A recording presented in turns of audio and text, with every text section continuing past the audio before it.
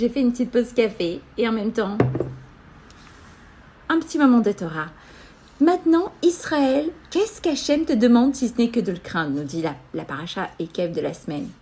Une personne doit toujours avoir en tête ce verset, nous dit le Hafetz Chaim, et sans cesse se demander qu'est-ce qu'Hachem attend de moi en ce moment. Comme on l'a dit hier sur les expériences. Lama, Madoua. Vers quoi je dois tendre? Qu'est-ce que je dois faire? Rabbi Avraham de Slonin relie ce sujet à l'enseignement de nos sages dans la Gemara Brachot 33b. Sur notre verset, tout est entre les mains du ciel en dehors de la crainte du ciel.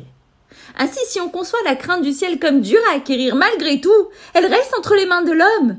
En revanche, tout le reste, la richesse, la sagesse, la force, la beauté, la santé, ne dépendent tous que d'Hachem et rien de l'homme. Étant hors de notre portée, ce sont eux qui sont véritablement durs à acquérir. Moshe voyait la crainte d'Hachem comme facile, car sa définition de ce qui est facile est ce que l'on peut obtenir par nos efforts, ce qui dépend de nous, ce qui est accessible.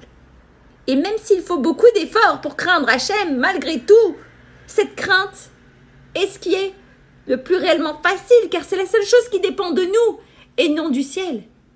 Telle était la vision de Moshe Rabbeinu et sa réalité. Maintenant, la Gemara Brachot continue, nous dit Rabbi Moshe Bogomilski, et nous dit « Est-ce que la crainte d'Hachem est une chose si petite à acquérir ?»